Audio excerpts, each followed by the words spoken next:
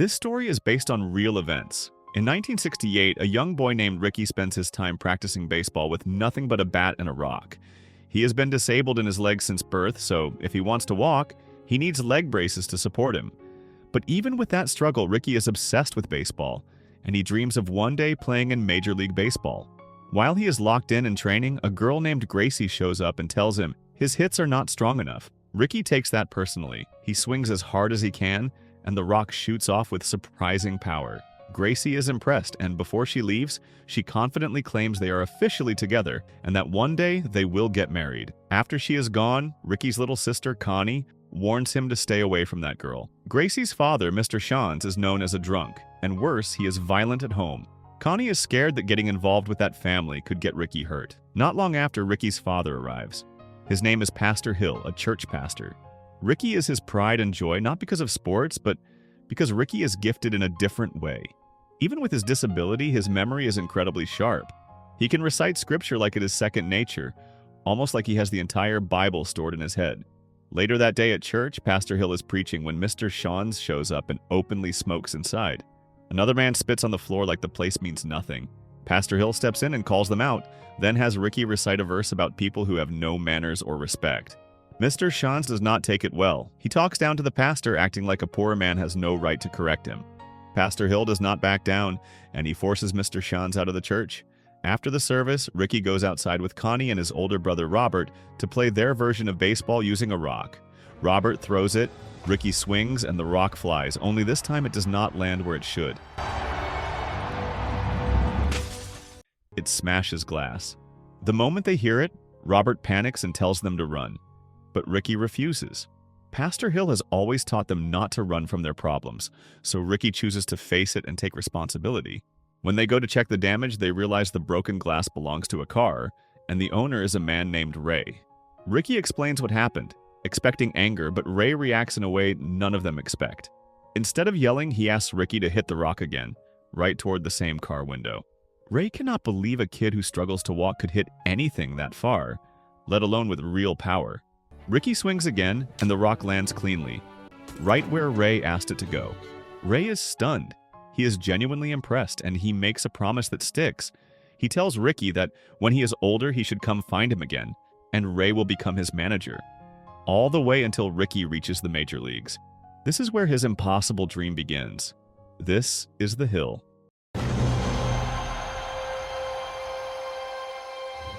That night, Ricky's family sits down to dinner, and it is barely a dinner at all.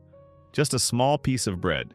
Their grandmother is furious. They are already poor, and she cannot understand why Pastor Hill would offend church members over something like smoking, when those same people are the ones whose donations keep the family fed. She reminds him that they also need that money to keep buying Ricky braces as he grows. Ricky overhears all of it, and it hits him hard. Pastor Hill has always told him he would recover soon, that the braces would come off. So why is his grandmother saying he will need them until he is grown? Heartbroken and confused, Ricky retreats to his room. There, while he is reading his Bible, Robert tries to cheer him up. He hands Ricky a stack of baseball cards, cards he bought by saving his allowance for 3 months. Ricky is thrilled, and for a moment, it feels like an escape. But then Pastor Hill walks in. Even though the cards are quickly hidden inside the Bible, Pastor Hill still finds out. He is not happy at all. He scolds both boys, but he comes down hardest on Ricky. Pastor Hill knows that Ricky loves baseball, but he believes his son needs to be realistic. Ricky struggles just to walk, let alone run. In his father's eyes, forcing himself into baseball would only lead to embarrassment and disappointment. Instead, Pastor Hill wants Ricky to follow in his footsteps and become a pastor. With Ricky's intelligence and deep understanding of Scripture, he is convinced his son could grow into a great spiritual leader one day. Ricky listens quietly and accepts it without arguing. A few days later, the family arrives at church only to be met with open hostility. Before they even step out of the car, Mr. Shans approaches and demands that they leave the town. The events from the previous day have angered the congregation, and they decide they want a new pastor. Since the family home was provided through church donations, they are ordered to move out immediately. Pastor Hill has no choice but to comply. Mrs. Hill, already pushed past her limit, steps out of the car and confronts the congregation. She speaks up for her husband, explaining that he has always put the church and its people before his own family. Now, simply for correcting bad behavior, They are being judged, shamed, and thrown out. She accuses them of using money as a weapon and insists that the problem is not her husband's character, but the congregation's lack of humanity. The next morning, after packing what little they have, the family leaves town. Along the road, Pastor Hill spots Mr. Shantz stumbling out of a bar, clearly drunk and about to drive. Worried about an accident, he steps in and insists on helping. I'm just trying to save your neck! Mr. Shantz reacts with anger and aggression, but Pastor Hill manages to get him home safely. Inside the house, Pastor Hill notices that Mrs. Shantz's face is badly bruised. She explains that the injuries came from defending Ricky's family the night before. She tells him she knows he is a good man, even if no one appreciates it right now. She believes regret always comes later, when it is too late, and that one day the congregation will realize how noble Pastor Hill truly was. Touched by her words, Pastor Hill thanks her, and not long after, Ricky and Gracie part ways.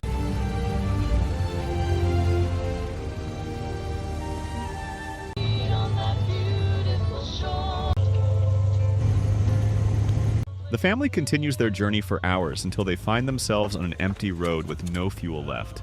Pastor Hill feels completely defeated and steps out to pray for help.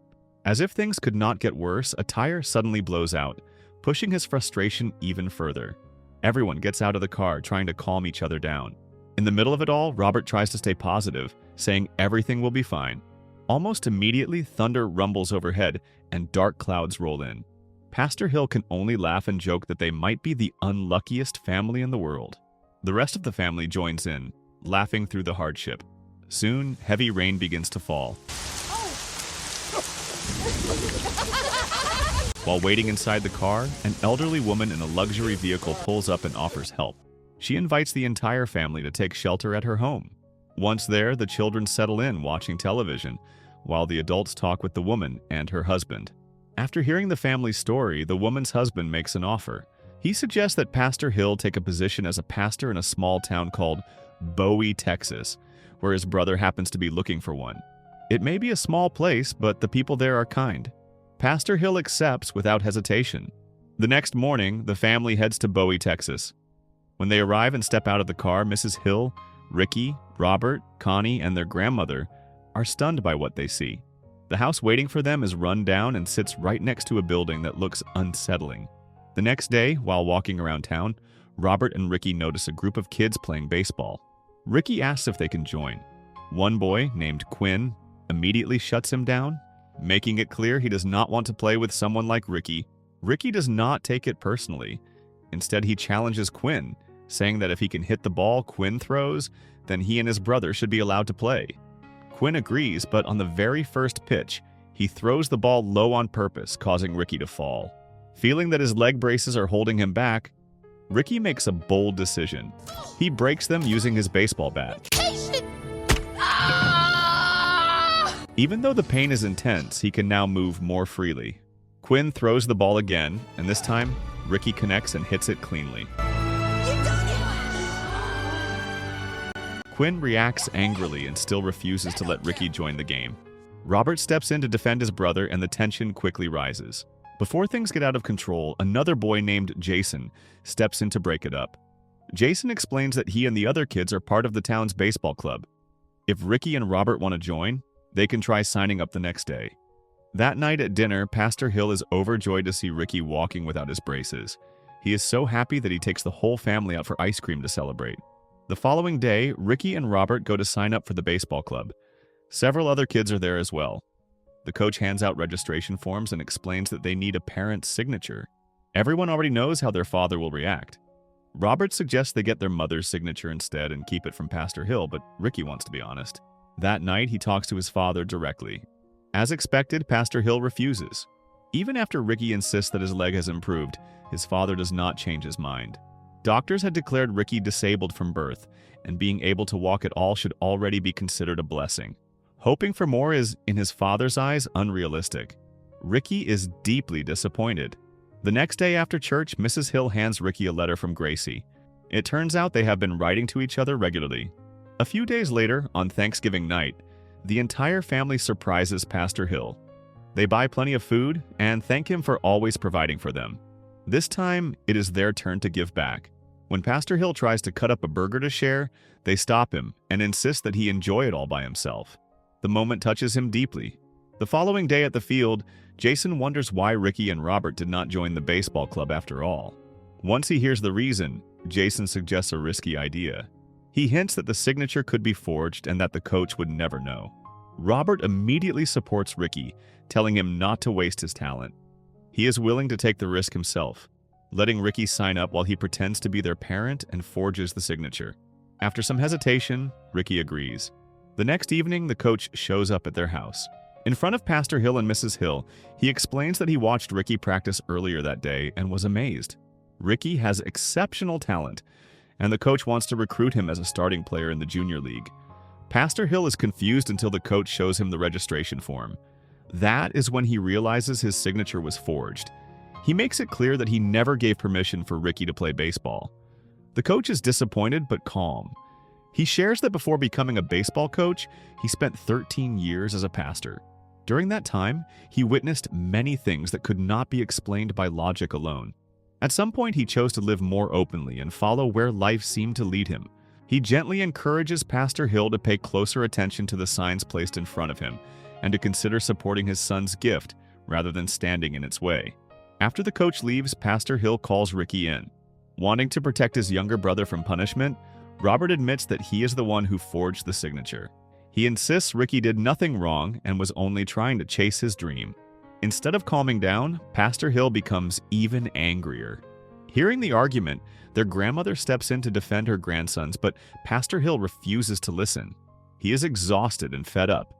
He believes God has given two paths, one in faith and one in baseball, and that Ricky, with his condition, needs to be realistic. In the end, he tells Ricky that the choice is his to make and that he must decide his own destiny. The next day, Ricky and Robert sit down and talk things through. Even with their father's strong opposition, Ricky still wants to play baseball. Robert explains that without Pastor Hill's approval, the coach will never let Ricky play regularly. At best, he will stay on the bench. They both know they need to find a way to change their father's mind. After a long discussion, Ricky finally realizes what he needs to do. That afternoon, Ricky meets Pastor Hill at the church. He explains that he now understands which path he wants to choose.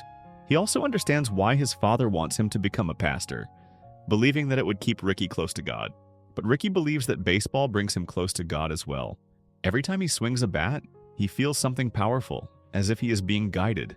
In that moment, Pastor Hill finally gives his permission. 7 years pass.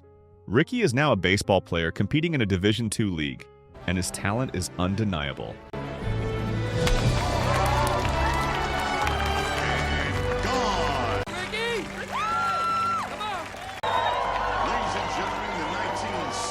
That night, after a game, Ricky is greeted by his siblings.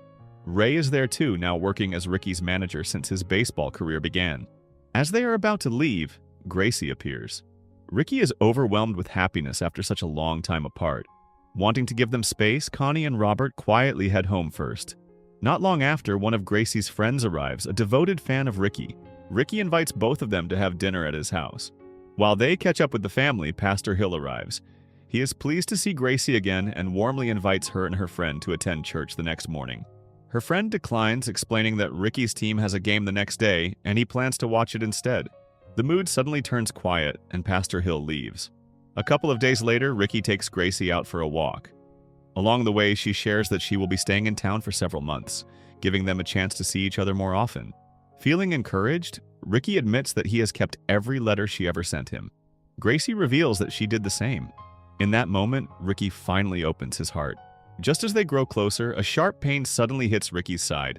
Gracie panics, but Ricky reassures her, brushing it off as simple exhaustion.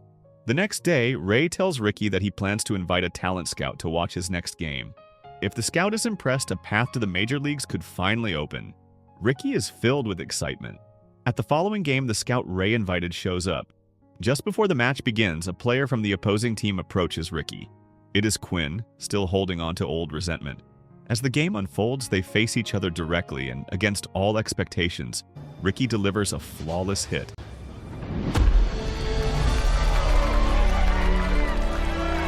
In the middle of the game, just as Ricky moves in to catch the ball, his foot catches hard on a field sprinkler.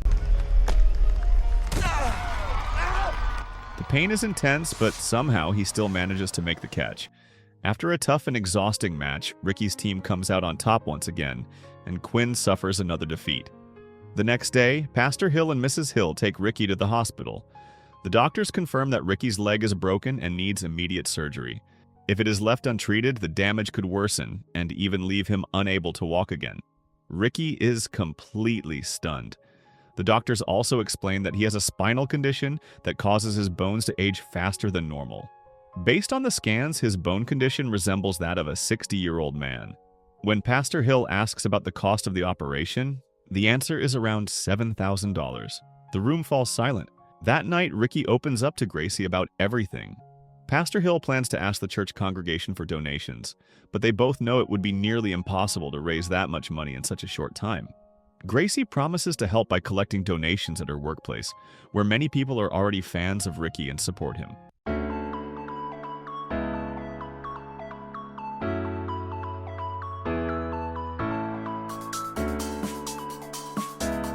Days pass as they keep trying to raise the money, but the total only reaches $2,000. One afternoon, while the family is gathered at home, Ray shows up with a newspaper in hand. He explains that in 2 months there will be a major league scouting tryout held near Ricky's old hometown. If Ricky joins, his chances are strong. Still, Ricky feels discouraged, knowing the surgery alone has not even been half paid. Suddenly, Ray pulls out a check and offers to cover the surgery as a loan. He suggests Ricky can pay it back later once he makes it to the major leagues and starts earning a salary. Pastor Hill immediately shuts it down and forbids Ricky from attending the tryout. From that moment on, he insists his son stop playing baseball entirely. Ray tries to reason with him and asks for just one more chance, but Pastor Hill refuses to budge. In the middle of the argument, their grandmother, already fed up, steps in and takes control. She tells them both to stop interfering with her grandson's future. She takes the check from Ray and hands it to Gracie. Pastor Hill falls silent. A few days later, Ricky's surgery is completed successfully. Now all that remains is recovery. Because of his bone condition, the doctors warn that healing may take longer than usual. One evening after Ricky is allowed to return home, he invites Gracie to watch a movie. Later, while eating together, Ricky admits his doubts. He wants more than anything to reach the major leagues, but every step forward seems to come with another obstacle. He begins to wonder if this path is truly meant for him. Gracie is disappointed by what she hears. She believes the Ricky she knows would never give up, no matter how many trials stand in his way. Frustrated, she leaves him there. On his way home, Ricky runs into Robert, who immediately tells him to get in the car and go home without hesitation. When they arrive, they find their grandmother lying weak in bed. It turns out she has been seriously ill all along. Seeing her condition, everyone realizes her time is running out. She speaks to Pastor Hill, telling him that she knows he is a good man, but now she wants him to become a great one. This is her final request. She asks him to support whatever path Ricky chooses for his life. That very night, the usually stubborn Pastor Hill makes a promise to honor the grandmother's final wish. Ricky, who had been on the verge of giving up, finally finds the strength to keep going with baseball. A few days later, the grandmother passes away. 1 week goes by. After his leg begins to recover, Ricky returns to training. During practice, Ray reminds him that the major league tryout is happening the next day. A well-known scout named Red will be there, famous for being extremely strict. One small mistake could mean immediate failure. The following day, the tryout begins. Red lays out the rules clearly. In the first stage, players are evaluated by officials and are not allowed to speak to them. Those who pass move on to a second test at a nearby field, where Red will be waiting. As the players prepare, Ricky runs into Jason, who is also trying out. Jason shares that after losing to Ricky's team in the past, Quinn quit baseball altogether. Ricky quietly takes in the news. Soon, the tryout starts. Run hard! With his leg still hurting, Ricky struggles to run. The officials initially tell him to leave, but he keeps pleading until they finally allow him to continue. When Ricky makes contact, the ball flies far beyond the first field and lands on the second field where Red is standing. Hey! As more balls keep landing there, Red grows confused. The distance between the two fields is far beyond what anyone expects. It becomes clear that Ricky is intentionally hitting toward Red to get his attention. After finishing his swings, Ricky waits, hoping Red will come over and notice him. When that does not happen, Ricky feels defeated. In the parking lot, he angrily throws down his baseball gear and walks away to his old house nearby, the very place where his dream of becoming a baseball player first began. After calming himself, he returns to the tryout area. As he picks up his glove, he notices a message written inside by his father, reminding him to respect those who show him respect. In that moment, Ricky realizes that if he wants a chance, he needs to approach Red himself. When they finally meet, Ricky confidently presents his belief in his own potential and asks for an opportunity. Red is not convinced and suggests that Ricky return next year after fully recovering, but Ricky refuses to wait. He insists that his injury is not an obstacle and that he can prove it right now. Curious but skeptical, Red proposes a test. There will be a baseball game the following night, and Ricky will serve as the second batter for the team. If he fails to perform, Red will never consider him for the major leagues again. Without hesitation, Ricky accepts the challenge. The next afternoon, Ricky's family busily prepares. News spreads quickly across the town that Ricky will be the second batter in the upcoming game. Nearly everyone plans to attend and watch, except for Pastor Hill, who has church duties that night. That night, a church event is scheduled. While delivering lunch, Mrs. Hill informs Pastor Hill that nearly half of the congregation will not be attending. They want to watch Ricky's game instead. Pastor Hill shows no concern at all. Frustrated by his reaction, Mrs. Hill loses her patience, slams a plate down, and walks away. Pastor Hill follows her. Overcome with emotion, Mrs. Hill breaks down. She reminds him that Ricky is special and that he has proven himself again and again. If Ricky succeeds tonight, he would become the first person from their small town to reach the major leagues, something the entire town could be proud of. Her words finally make Pastor Hill pause. Later that evening at church, Pastor Hill stands before the congregation and speaks from the heart. He shares how deeply he loves his children and how Ricky has always been different. As a child, Ricky's body was fragile, yet his love for baseball was unwavering. Out of fear that Ricky would get hurt, Pastor Hill tried to stop him, even though he knew his son had real talent. He admits that he believed becoming a pastor was the destiny God had prepared for Ricky. But now he realizes his mistake. What he thought was faith was actually his own will, forced onto his son. With that realization, Pastor Hill asked the congregation for permission to leave and attend Ricky's game. Meanwhile, the game is already underway. Ricky struggles at first, missing several pitches before finally connecting on the third attempt. Midway through the game, Red steps in and orders the pitcher to be replaced by a professional. Instead of slowing Ricky down, it has the opposite effect. Ricky begins hitting every single pitch without fail.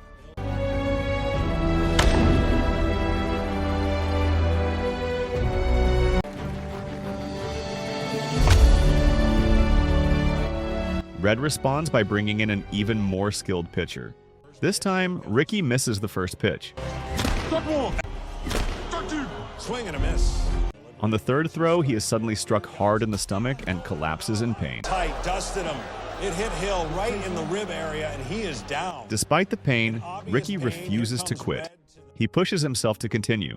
In the final moment, Ricky delivers a powerful hit that sends the ball soaring for a home run. Smokes this ball to left center. And it is gone. As he runs the bases, he looks toward the edge of the field and sees his father watching him with unmistakable pride. A father finally proud of the path his son chose. So the moral of the story is sometimes the deepest pain comes not from failing, but from being loved by people who are too scared to believe in your dream until it almost breaks you.